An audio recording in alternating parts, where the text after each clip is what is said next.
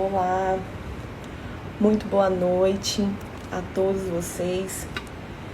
Estamos começando mais uma semana de lives aqui promovidas pela OAB Acre e hoje com um tema extremamente importante, que é a Lei de Precificação e o Comércio Online, tema atualíssimo, que hoje teremos a satisfação de termos conosco nesse dia a professora Ana Clara Suzarte, professora do estado da Bahia, uma das grandes referências do direito do consumidor, a qual eu terei a honra de dividir essa 1 hora de live com ela. Enquanto isso, vocês podem já mandar essa live para os amigos, para a gente poder conversar nesse 1 hora de encontro. Vamos só aguardar a professora Ana entrar para começarmos. Vocês estão ouvindo bem? O áudio está bom? Me informem, por favor. Boa noite, Alessandra, tudo bem?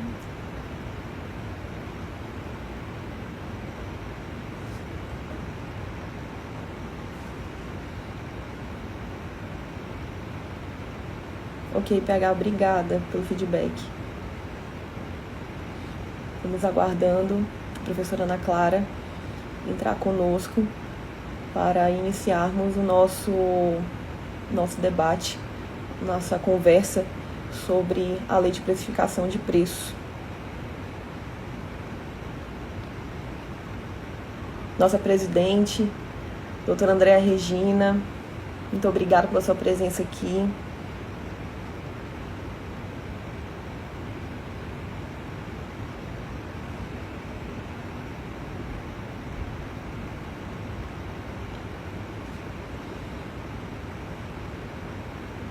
Aguardando a professora Ana adentrar no perfil para a gente iniciar.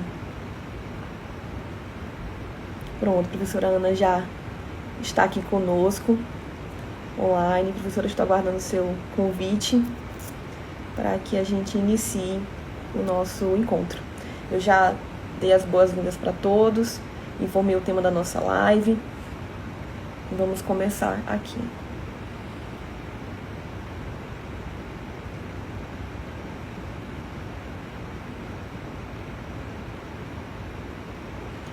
Professora Ana, você pode me mandar o convite?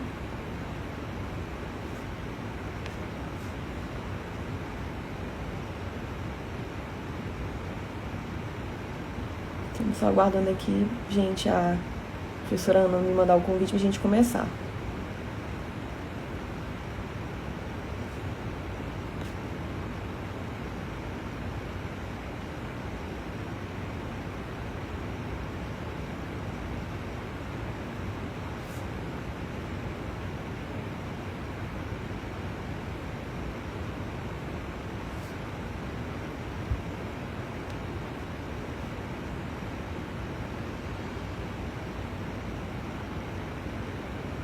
Professora Ana, você está aí? Você pode me mandar o convite?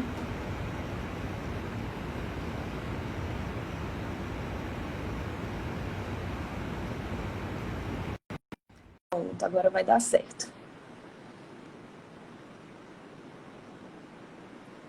E ao longo da live, gente, se vocês tiverem alguma dúvida, vocês podem encaminhar aqui na parte de baixo dos comentários, que nós vamos fazer a leitura aqui e tirar as dúvidas de vocês, correto? Olá! Olá, professora Ana! Tudo bom? Bem? Tudo bem com você? Tudo ótimo, graças a Deus. Tá conseguindo me ouvir bem? Perfeito. Você está conseguindo me ouvir? Tô. Tá ótimo pra mim. Que bom. Ana, eu vou apresentar você aos nossos internautas, aos nossos colegas. A professora Ana Clara Suzarte, ela é advogada, ela é mestre em Direito, especialista em Direito Processual Civil, é associada honorífica da Associação Baiana de Defesa do Consumidor e professora de Direito do Consumidor também. Nossa colega do estado da Bahia.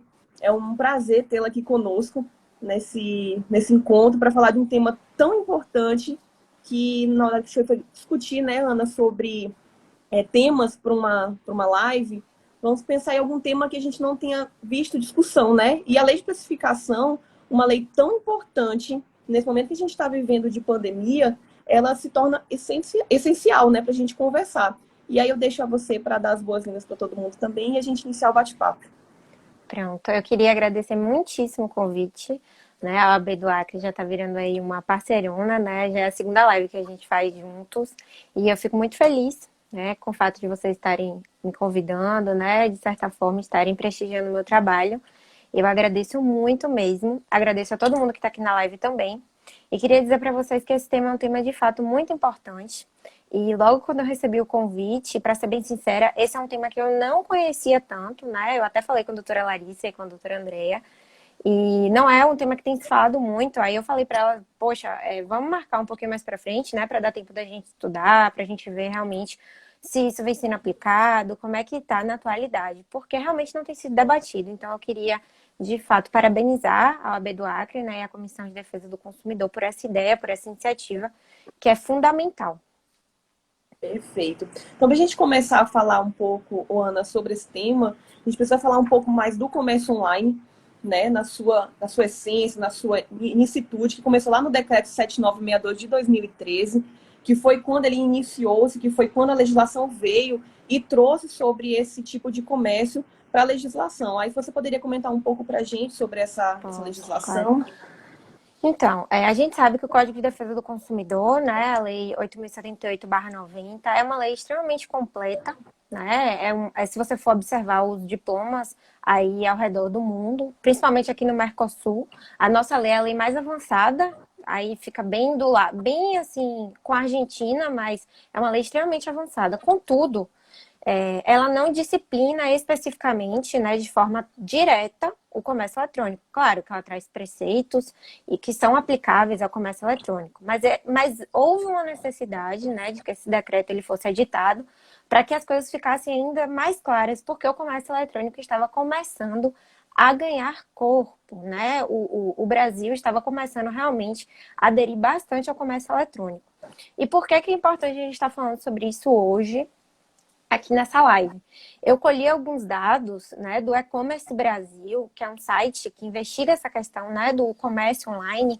E em abril de 2020, nós tivemos um aumento de 81% nas compras através do e-commerce, né? Então, o faturamento aumentou, na verdade, está em torno de 9,4 bilhões por conta do comércio eletrônico. Então, se nós estamos realmente tendo consumidores que estão requisitando mais esse serviço, é óbvio que nós vamos ter problemas, mais problemas, que já são aqueles problemas antigos, com novas roupagens e ainda mais intensos por conta, né, dessa solicitação, dessa alta demanda.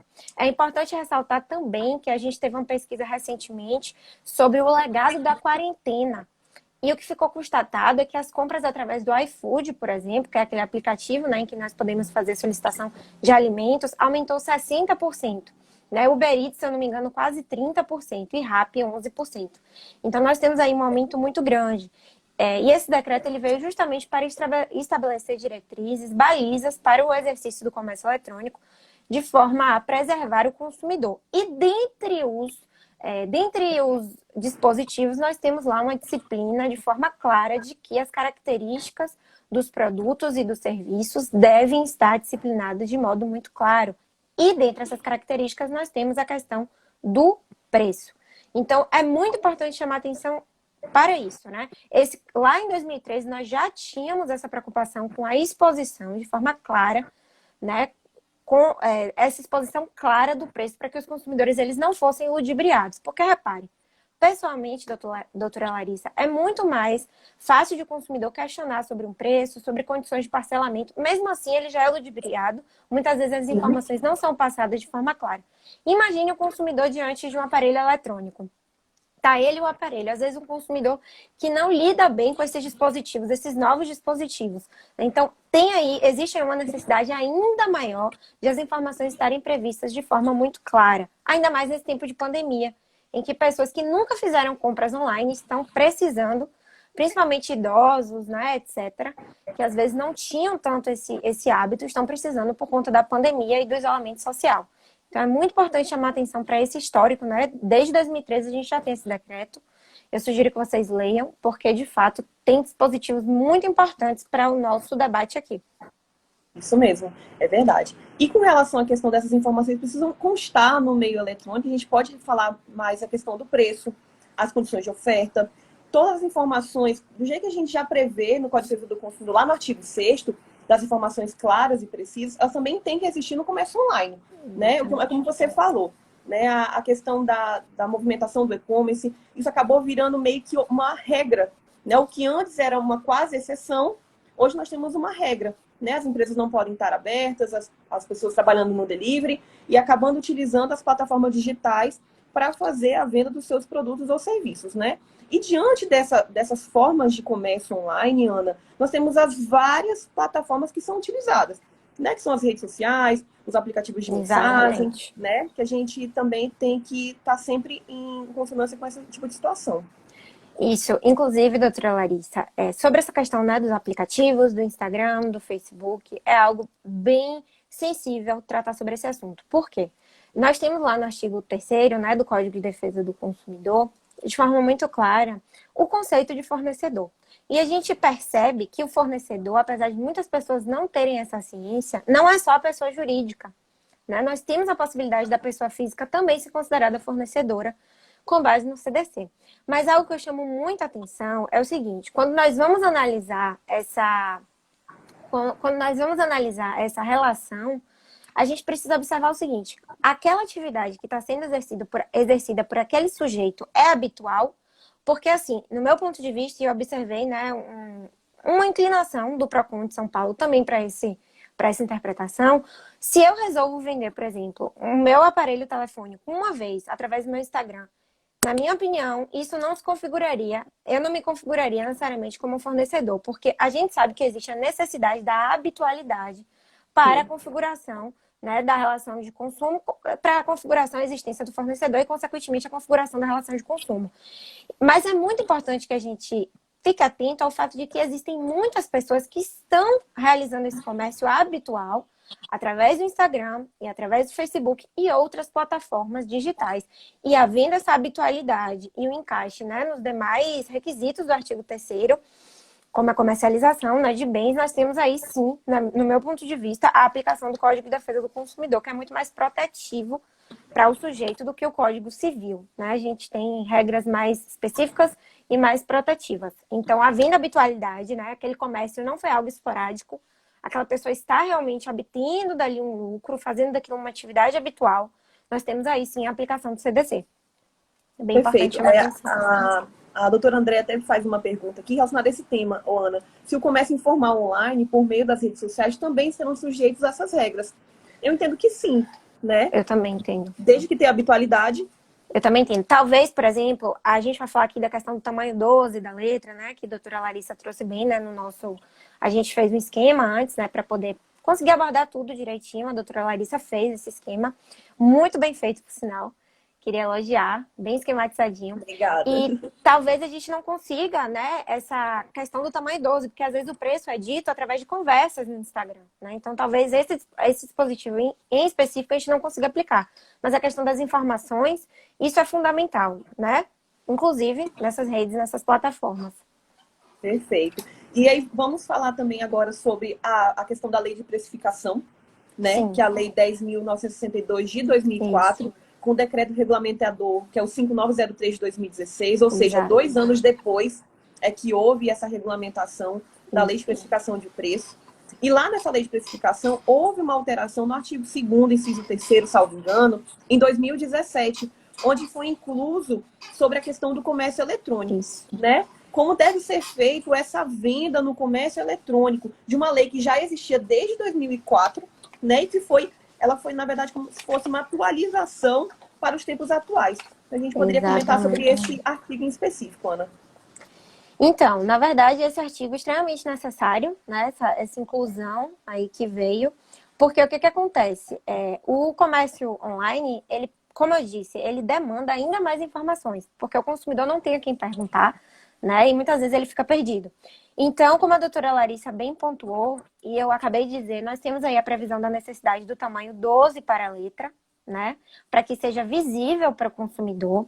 Além disso, essa previsão, né, do preço precisa estar junto do produto. Porque imagine, vários produtos, né? E aí você tem ali um preço perdido. Como é que o consumidor ele vai associar? Ele vai ter essa condição. Então é preciso que o preço realmente esteja perto e também que o valor seja divulgado à vista. Por quê?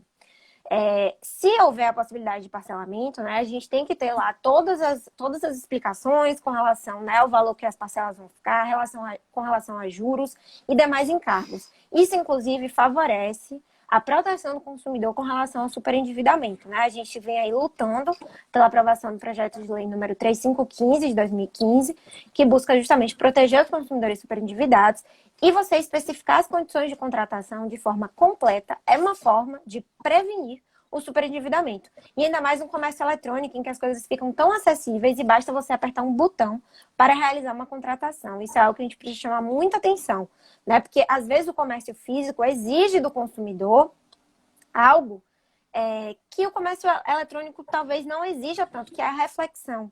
E é justamente por isso que a gente tem a previsão do direito de arrependimento no CDC, quando as compras não são realizadas no estabelecimento comercial, né? Porque o consumidor, muitas vezes, ele não consegue refletir. Então, essa necessidade do tamanho 12 para chamar a atenção do preço, de estar junto do produto e também da previsão, né, de como é que fica o preço à vista, eventual possibilidade de parcelamento e os encargos, é fundamental.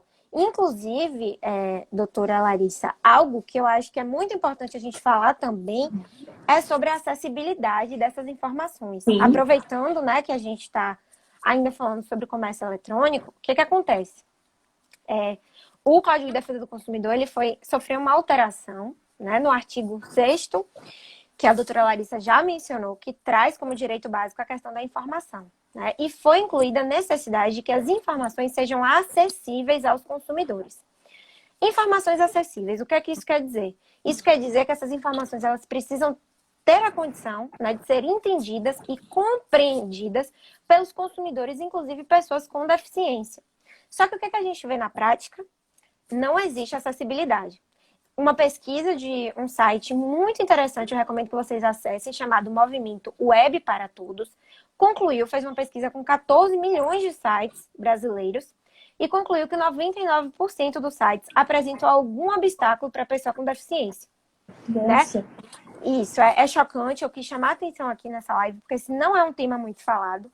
E esse Movimento Web para Todos, doutora Larissa, traz no seu site instruções para elaborar um site acessível, mostrando o quanto isso não é algo impossível nem algo tão difícil assim. Além disso, é importante destacar que, além do artigo 6º, parágrafo único que traz a necessidade da acessibilidade, o artigo 63 da Lei de Inclusão Brasileira também traz essa acessibilidade. Isso, inclusive, abarca o preço. Como é que um consumidor, uma pessoa com deficiência, vai ter condição de realizar uma contratação se ele não tem realmente a possibilidade de compreender qual é o preço e quais são as condições de contratação? Então, essas informações, assim como as características do produto, precisam estar acessíveis para todos os consumidores. Perfeita indagação, Ana, é isso mesmo. Nós temos que entender, até nesse momento que a gente vive, a gente percebe nas lives dos cantores, que agora você pode ver que no canto das telas aparece um tradutor de Libras, né? Isso é muito importante, né? Que isso também sirva também como incentivo também para nós advogados, né? Até nos nossos materiais, Ana, de divulgação nas redes sociais, né? Que a gente faça essa acessibilidade para os nossos consumidores, né? E no eu estava pensando clientes, nisso, sabe, doutora Larissa? Porque ontem, quando eu estava fazendo essa pesquisa, eu já conheci esse site, mas eu não me lembrava dos números da pesquisa e também não sabia se tinha saído algo mais atualizado. E eu fiquei pensando, engraçado, porque a mudança realmente tem que começar a partir de nós, né? Eu tenho um site, meu site não é acessível. Por mais que eu não seja uma fornecedora, isso não importa, não é mesmo? Então, assim, como é que a gente pode cobrar algo que a gente não tem praticado no nosso dia a dia? Então, eu acredito que realmente a mudança começa a partir de nós. Isso me veio ontem, essa reflexão. E é preciso que todos nós cobrimos dos fornecedores essa posição proativa de cumprimento da lei, na verdade. Porque não é algo que nós estamos inventando, né? É algo que está previsto em lei.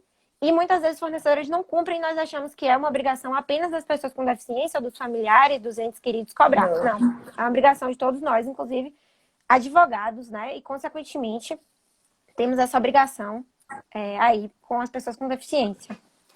Até porque todos nós somos consumidores também, né? Não importa Exatamente. se temos algum tipo de deficiência, isso não importa. Com É só certeza. voltando ao tema da questão da descrição do preço junto ao produto, um ponto que nós precisamos destacar aqui também é dos famosos preços por direct, preço por inbox. Só condiciono a apresentação do preço do meu produto se você me der o seu WhatsApp, e a gente cai naquela famosa linha de transmissão que a gente nem sempre quer receber daquela empresa, aquele anúncio de propaganda, de promoção. E aí, nós consumidores, o que podemos fazer nesse caso para evitar esse tipo de situação? Olha, aí é aquela coisa, né? Através do Instagram a gente vê o tempo inteiro isso, né? O tempo inteiro. Isso se multiplicou muito através, né, dessas plataformas como o Instagram e do Facebook. No site é muito mais complicado essa medida ser instituída. Apesar de que às vezes tem sites que colocam lá um espaço para o consumidor colocar um e-mail e condicionam, né, o acesso do consumidor a esse e-mail, mas não é tão comum assim. Eu acredito que informando mesmo aos PROCONs, né? Aqui, por exemplo, a gente tem PROCON, tem CODECON também. E eu acredito que através do Ministério Público também tem total possibilidade de investigar, porque isso é um interesse que não diz respeito apenas a um consumidor. Né? Nós temos aí um interesse difuso, nós sequer sabemos quantas pessoas vão ser atingidas através dessa prática. Então, eu acredito que denunciando e sinalizando de que essa não é uma prática, uma medida correta. Inclusive, esses preços, né, por direct, apesar de não serem a melhor forma e não estarem de acordo com o nosso ordenamento jurídico, eles também vinculam, né? Artigo 35 do CDC. Então, se um fornecedor anuncia um preço pelo direct, ele é obrigado a cumprir aquilo ali. Informações verbais vinculam, quanto mais mensagens, né? Então, a minha sugestão para os consumidores é o seguinte: tirem print. Respirou, tira um print. Sabe? Tanto para publicidade enganosa quanto para a questão da oferta não cumprida, é muito importante que vocês tirem esses prints, porque na era digital são realmente meios, né, que os sujeitos têm para comprovar essas ofertas. É muito importante Verdade. isso. E só fazendo um outro ponto na questão da precificação, Ana, às vezes algumas pessoas fazem questionamento: ah, Larissa, mas aparece a imagem, por exemplo, de uma roupa, né? Aparece a blusa, a calça e o sapato. E aí a pessoa não coloca a informação na imagem, mas abaixo, no comentário da foto, né, ou na descrição da foto, ela coloca o valor. Então, assim, deixar claro também que nesse tipo de situação é possível, sim, ser feito em forma de lista. O que não pode é o consumidor deixar de ter essa informação, ou que essa informação seja dificultada. Né? Eu Com entendo que certeza. essa informação ser enviada por direct, por inbox, por WhatsApp, eu entendo que é uma dificuldade que se coloca para que o consumidor tenha acesso àquele produto. Eu concordo 100%, inclusive, doutora Larissa, é importante que a gente destaque que no artigo 2º, parágrafo 1º do decreto regulamentador, que é o decreto número 5.903 de 2006, a gente tem algumas características que estão associadas à informação, que é a correção, clareza, precisão, né, ostensividade. E eu queria falar aqui sobre a questão da clareza e da precisão, né? A precisão está muito relacionada à ligação física do preço com o produto, que muitas vezes, através dessas medidas, né, de você pedir a informação pedir para que o consumidor entre em contato pelo direct, a gente não está tendo o cumprimento aí da informação precisa. Além disso, a ostensiva está definido lá, define, na verdade, como aquela de fácil percepção, né, que não precisa esforço na sua assimilação. A necessidade de solicitar uma informação pelo direct já expõe o consumidor a um esforço.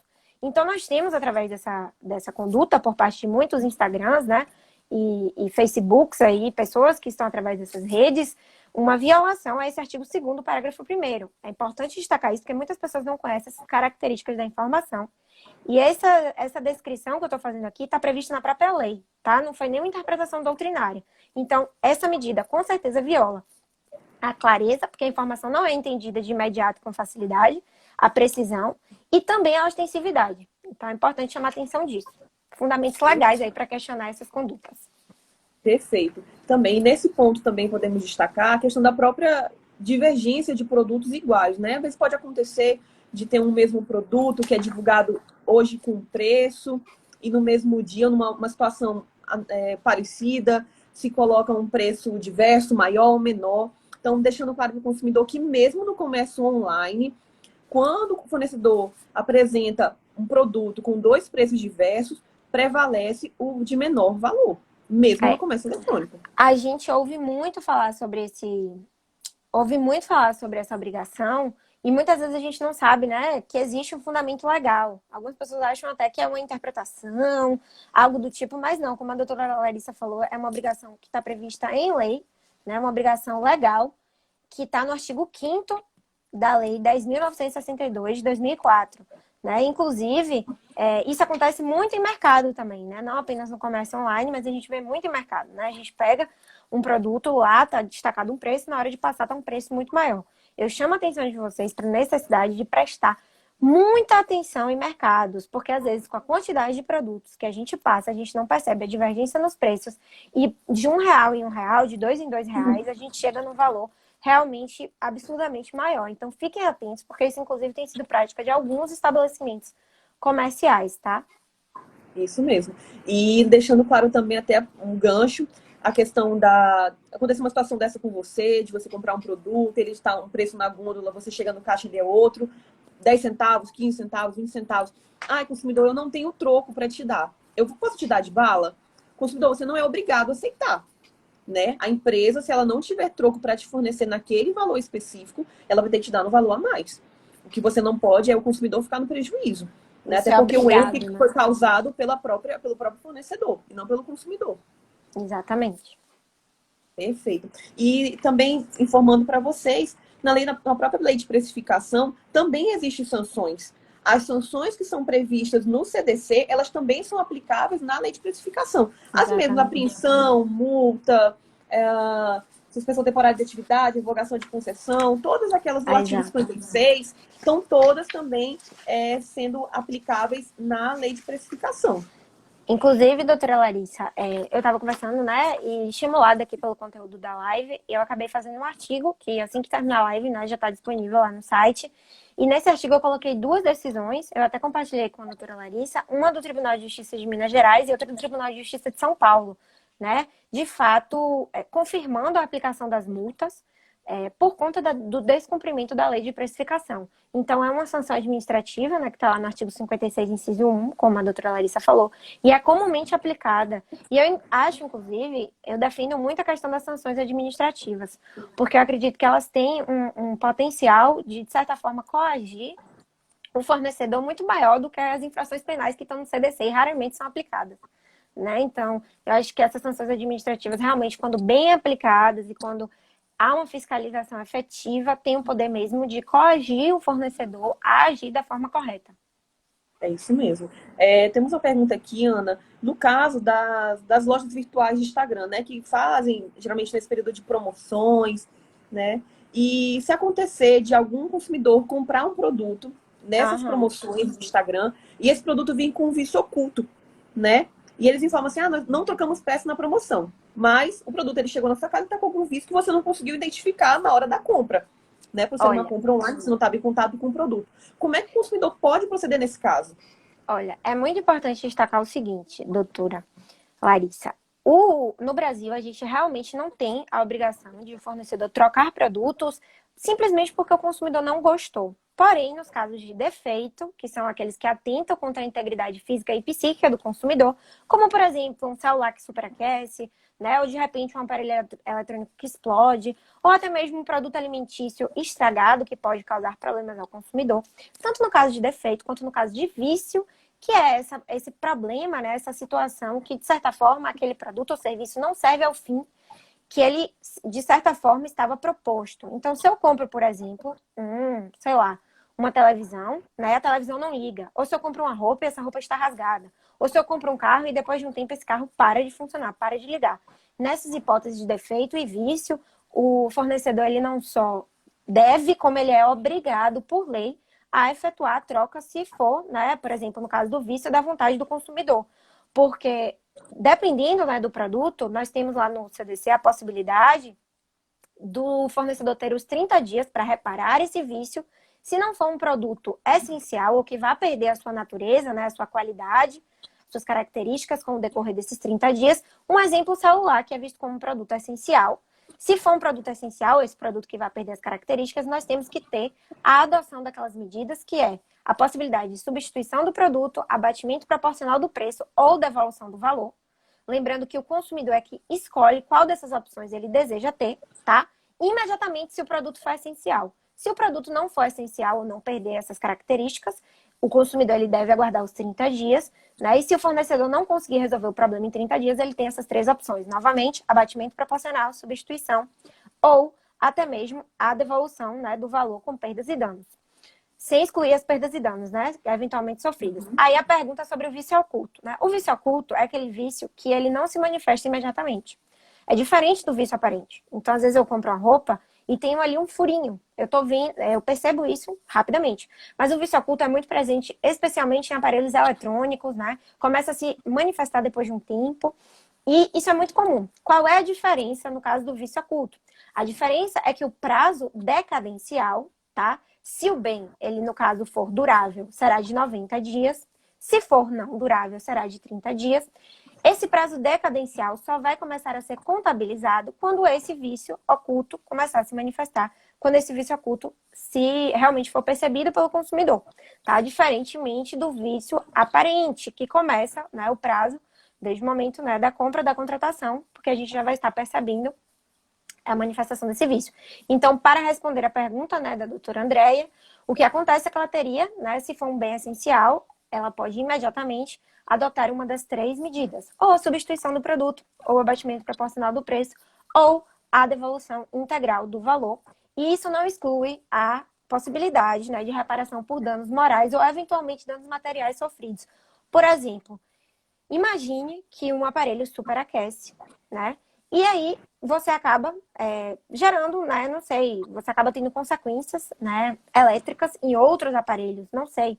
Não entendo muito bem. Mas imagine que socorra. Se o consumidor conseguir comprovar que isso decorreu daquele superaquecimento, ele pode sim, por exemplo, pedir a reparação pelos danos materiais sofridos, né? Se ele conseguir comprovar que veio do produto. Perfeito. Travou um Até pouquinho aqui para deixando mim.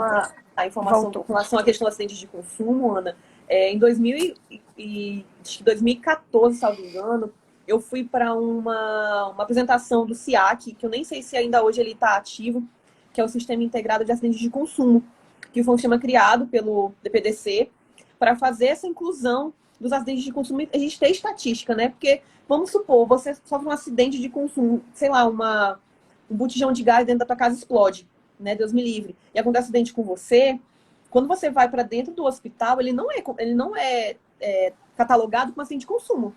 Ele é catalogado com alguma outra coisa, como lesão corporal, seja lá com o que for, mas como acidente de consumo não é. Então você pode ver que é muito difícil a gente até conseguir dados precisos sobre acidente de consumo no Brasil, porque a gente não tem banco de dados para isso.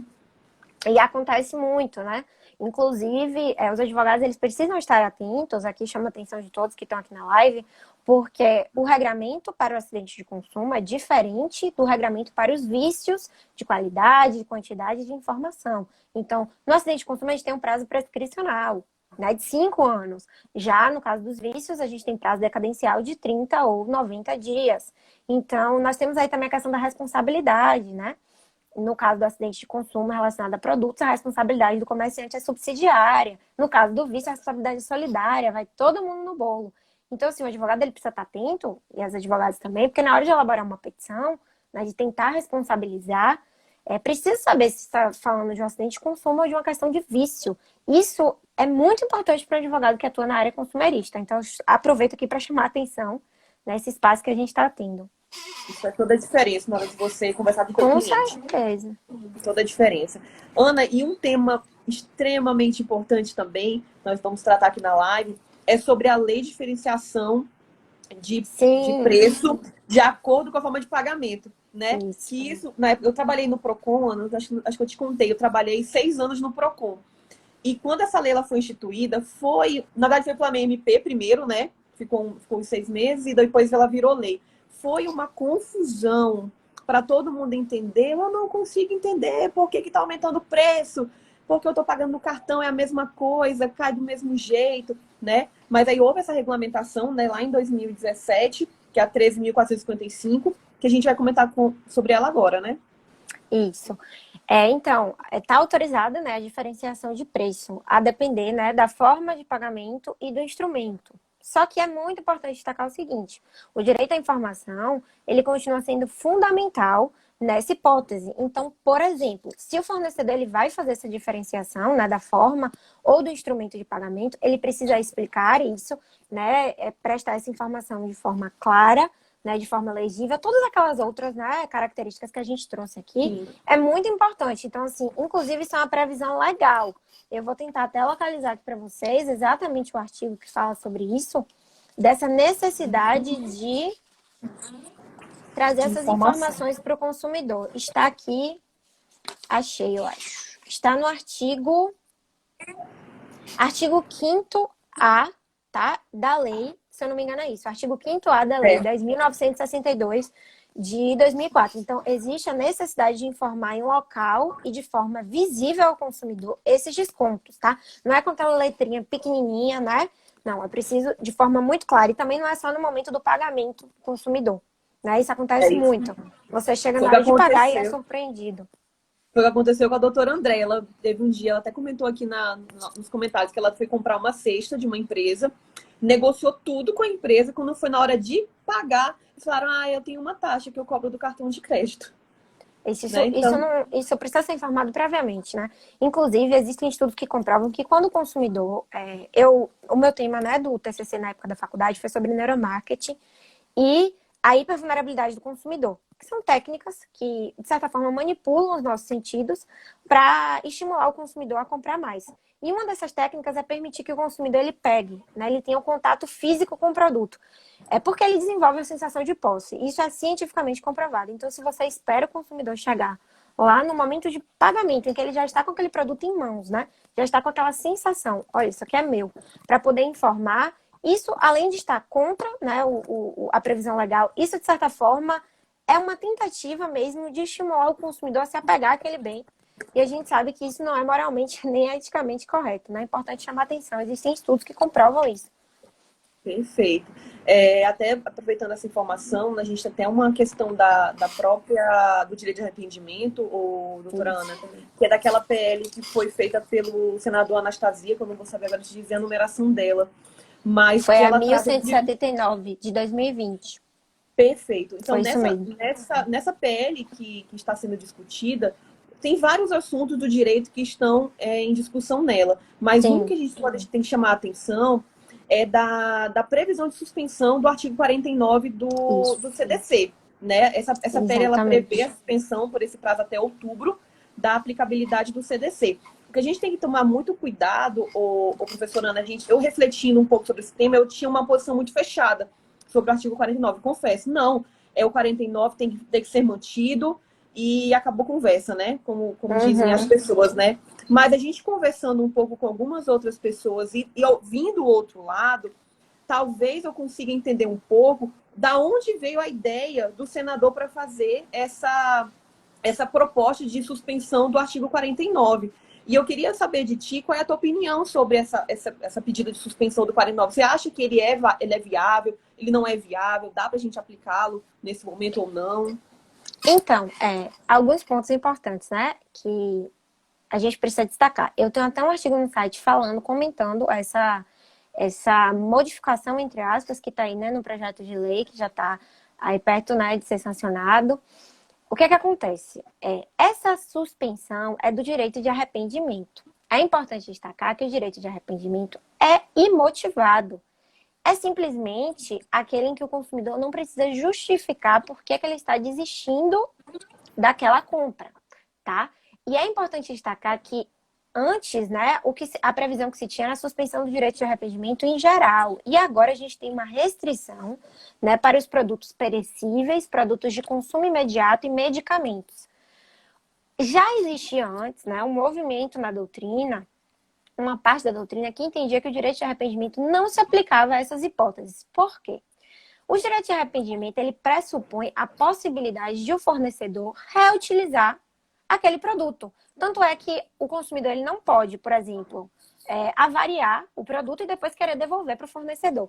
Como esses produtos, né, produtos perecíveis e às vezes produtos de consumo imediato, muitas vezes não podem ser reempregados no mercado de consumo pelo fornecedor, porque imagine, eu recebo um sanduíche, eu olho para ele, ele não me parece muito bonito. Eu devolvo para o fornecedor vai poder revender esse sanduíche? Não vai poder. Tá. Então, assim, já existia uma parte da doutrina que entendia que o direito de arrependimento não se aplicava a essas hipóteses. Porém, é importante chamar atenção de um aspecto, doutora Larissa, que é o seguinte: a questão da publicidade enganosa, a questão do defeito e a questão do vício não estão abarcadas aí por essa suspensão. Então, se eu peço um produto e o produto está estragado, óbvio que o consumidor ele deve ser reparado e não é obrigado a ficar com aquele produto, tem um prejuízo financeiro. Se eu compro um produto e o produto vem com a quantidade abaixo do que me foi indicada, né, ou até mesmo, sei lá, diferente do que foi anunciado, aí eu tenho descumprimento a outras regras do Código de Defesa do Consumidor, como o caso da publicidade, artigo 37, acidente, né, de consumo ou defeito, artigo 13, temos aí também o artigo 18 para a questão do vício. Então, se eu tenho descumprimento desses dispositivos e dessas situações, eu não vou ter nenhum tipo de suspensão. Então, a gente teve até aqui uma pergunta de como é que está a aplicação do CDC na pandemia. Ele está completamente aplicável. Claro que a gente tem aí algumas restrições, né, trazidas por essas medidas provisórias, né, a 925, a 948, a 950. São exemplos, né, que tem realmente modificado um pouco algumas relações, como a questão do transporte aéreo, eventos, né, reservas. Temos aí também a questão do fornecimento de energia elétrica. Então, tem alguns setores que estão afetados por essas medidas provisórias, mas o CDC ele continua sendo aplicado. Se a gente tiver essa sanção mesmo, né, desse dispositivo também, está incluído aí na sanção, o que vai acontecer? A gente vai ter a suspensão do direito de arrependimento, porém, apenas com relação a esses produtos que eu mencionei. E essas outras situações não estão abarcadas. É muito importante chamar atenção. Então, produtos estragados, produtos que não estão de acordo com a oferta, né? Publicidade enganosa e todas as outras violações ao CDC não estão abarcadas por essa suspensão. Perfeita colocação, professora Ana. Outra situação que podemos destacar aqui também é a questão do pagamento em dinheiro, né? Eu estou sentindo, assim, algum momento que algumas empresas estão se recusando, de uma forma bem indireta, de receber o valor em espécie, alegando que tem contaminação, que pode vir um coronavírus, aquela coisa toda que a gente já conhece, que tem fornecedor que só Deus na causa, né? Mas a gente tem que deixar claro que a questão do recebimento de valores em espécie é obrigatório. Isso é uma previsão legal. Você não tem essa opção de dizer eu não quero receber em dinheiro. Você tem a opção de não receber em cartão de crédito. Você não é obrigado a ter uma máquina de cartão e receber esses pagamentos em cartão. Mas o dinheiro você é obrigado.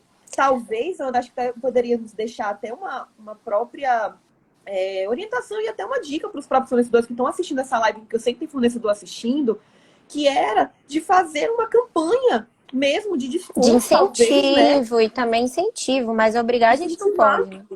Eu tomei um susto, porque, na verdade, eu recebi uma dúvida, né, de um aluno do meu curso, e aí eu fiquei chocada, né? Ele falando que o fornecedor não queria receber o pagamento em dinheiro. Na hora até deu um bug na minha mente, assim, eu fiquei tipo, oi, como assim? Porque assim, é normal você ver essa recusa com relação a cartão, né?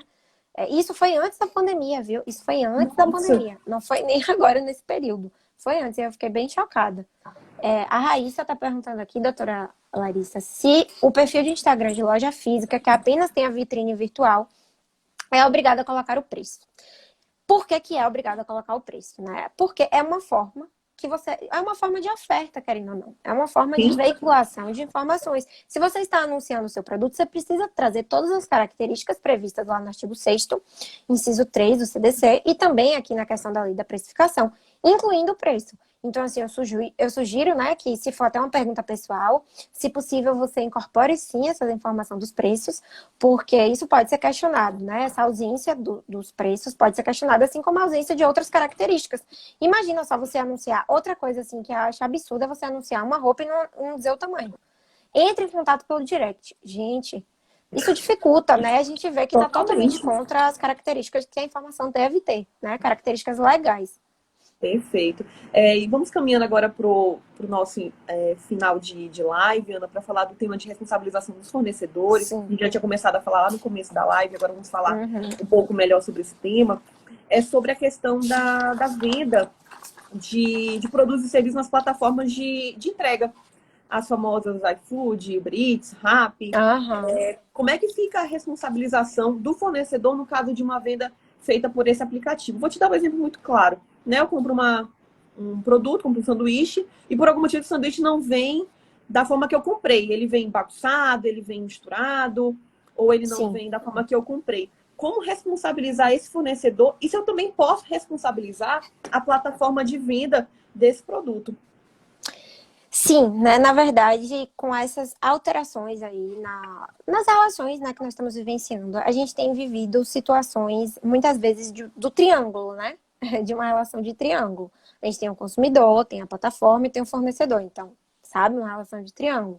E essas plataformas, muitas vezes, são conhecidas por serem plataformas de marketplace, porque elas fazem a intermediação entre o fornecedor e o consumidor. E sim, essas plataformas elas podem ser responsabilizadas, assim como os fornecedores.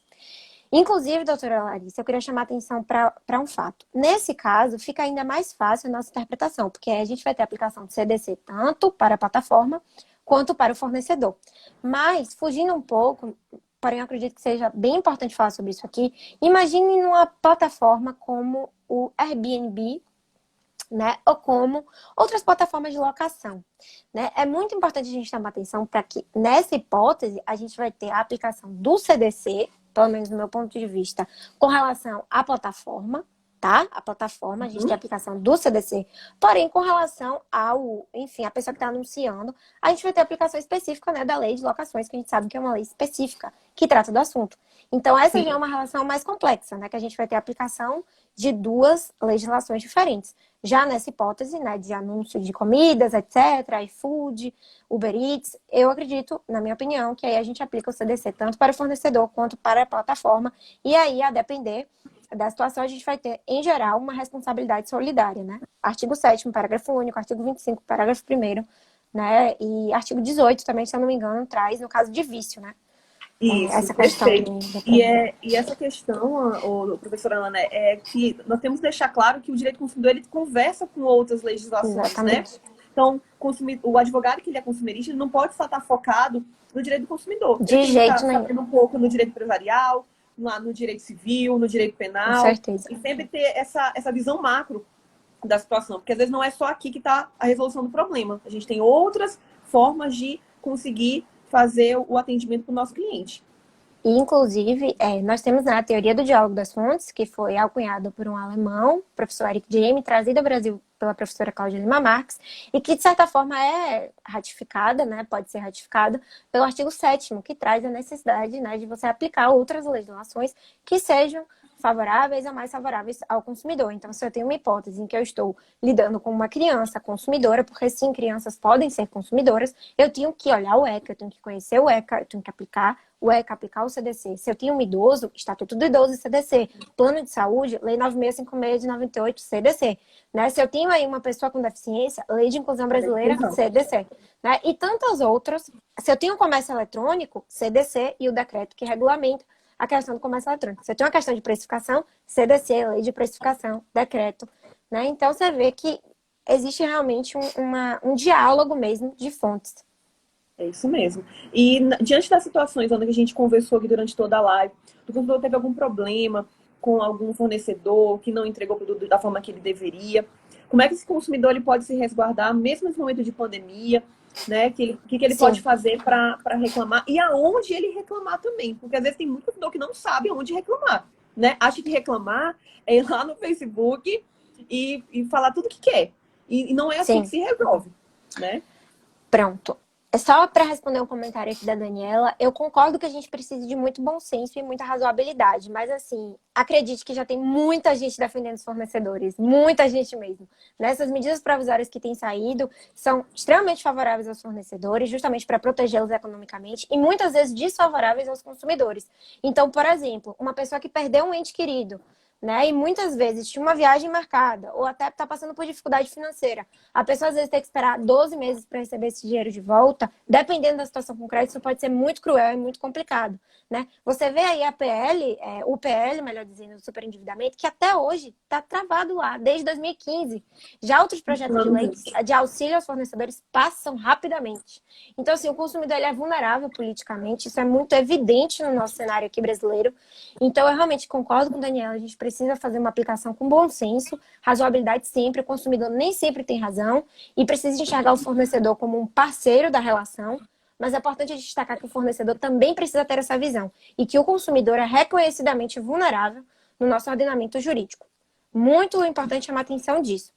Mas voltando ao que a doutora Larissa me perguntou, vamos lá. Primeiro ponto muito importante. Prints e documentação de tudo que for possível. Por mais que a gente tenha a possibilidade de pedir a inversão do ônus da prova no eventual demanda, né, judicial, o ideal é que você tenha, se possível, essas provas com você. Até porque muitas pessoas não sabem, mas a inversão do ônus da prova, em geral, no Código de Defesa do Consumidor, é opjúdice. Então, cabe ao juiz analisar a verossimilhança, né, das alegações e a hipossuficiência. Então, a gente não tem, em geral, uma aplicação automática da inversão do ônus da prova. Então, é importante que o consumidor ele guarde, sim, as provas que ele tem acesso, tá? Além disso, aonde ele pode denunciar? Bom, a gente tem a plataforma do Consumidor Gov, que tem sido aí anunciada. Eu, sinceramente, não sei se ela traz muitos efeitos, mas eu acredito que seja proveitoso registrar a reclamação, sim. Eu obtive algumas informações de seguidores que me falaram que a plataforma deu resultado para eles, tá? Eu acredito que Procon, por exemplo, seria muito interessante entrar em contato e informar. Porém, né, na impossibilidade da situação ser resolvida através desses meios administrativos, a possibilidade, né, que se tem é de propor a demanda judicial, que é algo que não é recomendável, né? Dentro da possibilidade aí do diálogo é melhor, porque a gente vai ter um judiciário extremamente sobrecarregado pós-pandemia e durante a pandemia. Então, se for possível resolver, ótimo. Se não for possível, a paciência, né? A gente não tem outra opção, o consumidor ele não pode ficar prejudicado. E chamar atenção aí, né, da questão da lei, né, dos juizados especiais, né, da possibilidade, muitas vezes, de formular sua denúncia sem precisar de um advogado, o que é algo que eu não costumo recomendar, porque os fornecedores vão, às vezes, com 2 advogados, né, com a equipe montada e o consumidor vulnerável juridicamente chega no momento de audiência mesmo, até para poder se defender de eventuais preliminares arguídas ou suscitadas, e ele não sabe nem o que são essas preliminares. Então, eu particularmente não recomendo, mas eu preciso informar, né, que há essa possibilidade, caso a gente tenha aí até os 20 salários mínimos, né, o valor da causa. Mais que isso, a gente precisa do auxílio, né, do apoio, da representação de um advogado. Então, é importante chamar a atenção disso. Antes de eu ler uma pergunta aqui da Dóia Militão, eu vou só fazer um comentário sobre o consumidor.gov. Ô, professora Ana, nós fomos um dos estados pilotos do consumidor.gov aqui no Acre. E, sinceramente, eu uso o consumidor.gov e eu acho excelente. Ótimo. Porque ele trata, assim, é muito rápido. A gente sabe que tem muitas empresas que têm atendimento exclusivo para consumidor.gov. Então, as empresas de telefonia, assim, eu uso muito, assim, recomendo mesmo, assim, quem puder e gostar de utilizar, uma situação muito boa. Eu mesmo estou com reclamação com uma empresa de transporte aéreo com relação à devolução de valores, e eu fiz pelo consumidor.gov. Eu obtive, como eu te falei, informações positivas de seguidores, né, com relação ao consumidor.gov, mas eu, pessoalmente, nunca tive uma experiência. Então, pessoalmente, eu não posso, assim, dar uma opinião, mas eu tenho recebido comentários positivos. Mas é importante ressaltar, né, que se não conseguir resolver no consumidor.gov, existem outras possibilidades. E é um instrumento que agora está no aplicativo também. É importante destacar isso, doutora Larissa. Eles estão aí agora, não apenas, né, no site, mas estão com aplicativo para celulares. Exclusivo. Então, é bom vocês baixarem, porque já facilita. E o Instituto também, você não conseguir acesso pela internet, você utiliza os PROCONs, né? Para poder fazer a reclamação. Professora Ana, tem a dúvida da Dora, que é o seguinte: ela comprou eletrodoméstico no status, o produto já alega que já foi entregue, ela não recebeu, ela enviou a informação e ficar de responder até o dia 9, que seria amanhã. Se ela não recebeu o produto, o que ela deve fazer? Então, se houve, né, esse compromisso do prazo do dia 9, primeiro tentar entrar em contato logo com o fornecedor. Se o fornecedor não responder, acho que o consumidor.gov é uma boa alternativa. Lembrando que a gente precisa ter um pouco de tranquilidade e calma com essa questão das entregas, né? Porque a gente sabe que com o estado de pandemia as coisas estão atrasando. Então, não ficar tão Isso. preocupado e tão alarmado inicialmente, né? Verificar se de fato esse prazo vai continuar se estendendo, se eles não vão entrar em contato. Mas também tem um pouco de paciência, porque eu acho que os fornecedores estão sendo bem atingidos também, a depender do estado, né? E do local aqui do Brasil com essa questão da pandemia. Mas não havendo, né, esse contato, consumidor.gov, tentar entrar em contato aí com o Procon, e se não resolver, paciência, né? A gente não tem outra opção, infelizmente. Aí é judicializar, infelizmente, procurar advogado de confiança e judicializar. Eu acho que é isso, ô Ana. A gente tem mais alguma dúvida aqui nas nossas perguntas? Eu acho que não, acho que nós respondemos todas. Só tem uma coisinha, doutora Larissa, que tinha sido, né, colocada na nossa pauta, que são as práticas comuns que a gente está tendo muito no e-commerce, né, e que os consumidores devem ficar atentos, né. Eu super chamaria atenção para a questão da publicidade enganosa, né, o descumprimento da oferta também, né, não só do prazo, né, e claro, com todas as ressalvas por conta do estado que a gente está vivendo, mas as características do produto, né, aumentos abusivos de preço, né? Claro que a gente tem que ter toda a cautela, porque muitas vezes os fornecedores estão recebendo esses produtos com valor mais alto, tanto é que os órgãos administrativos estão aí realizando uma análise até de quanto, né, por quanto esses fornecedores estão comprando esses produtos, antes de checar essa abusividade. Aqui na Bahia, pelo menos, né, o Procon e o Codecon estão atuando dessa forma. E a venda de produtos que não servem propriamente aquele fim. O quê? Hoje mesmo eu fiz um post sobre a falsificação dos medicamentos, né? Isso está acontecendo, a Anvisa, inclusive, soltou um comunicado pedindo para os consumidores ficarem atentos, porque com essa onda aí, né, do e-commerce, muitas pessoas estão comprando medicamentos na mão de pessoas físicas, não na mão de farmácias. Vendo procedência de Então, produto, né? exatamente. Então, eu fiz um post, quem quiser conferir, fica à vontade lá no meu Instagram, falando de dicas que a Anvisa está dando para que você cheque, né, a regularidade desses medicamentos, evitar comprar, né, podendo comprar com site de farmácias registrados.com.br é ótimo, não podendo, eles dão lá algumas dicas, inclusive tem mencionado que os produtos que estão mais sofrendo, né, essa questão da falsificação são os produtos mais caros, porque existe um lucro maior e poucas pessoas compram, então fica mais difícil de você constatar. Além disso, nós temos aí álcool em gel falsificado, que não é 70 e diz que é 70. Então, assim, consumidores fiquem muito atentos, porque o comércio eletrônico, né, diminui um pouco as nossas possibilidades de conferir as características do produto presencialmente, tá? E não se esqueçam de que, caso esse projeto de lei passe, o direito de arrependimento está suspenso, mas as outras hipóteses previstas no CDC de violação aos direitos consumeristas não estão suspensas, tá? Muita atenção com isso. Professora Ana, eu ficaria a noite inteira conversando com você. A gente tem tanto tema para conversar, mas eu queria, por hora, agradecer a sua presença aqui conosco. Né? Muitíssimo obrigada. Assim, foi maravilhoso te conhecer, mesmo que virtualmente. Espero que tão logo eu possa ir à Bahia para a gente se encontrar. Com certeza. Né? Ter uma boa conversa, tomar um café. E muito obrigada em nome da comer um UABA. acarajé. Como? Em nome da UABA, em nome da Comissão de Defesa do Consumidor, a gente agradece a sua participação aqui. Eu que agradeço muitíssimo. Para mim é uma alegria estar contribuindo. Contem comigo. Né? Muito obrigada ao seu convite, ao convite da doutora Andréa, né, que já virou uma amiga. A gente conversa praticamente todo dia. Que legal. E eu espero poder conhecê-las pessoalmente, futuramente, quem sabe. Estar aí também no Acre, vocês virem comer uma acarajé. E vai ser um prazer recebê-las aqui. Viu? Tá. Muito obrigada. Obrigada a vocês. Ana. Uma boa noite a todos que estavam aqui conosco na live. E até a próxima. Até. Tchau, tchau, gente. Obrigada.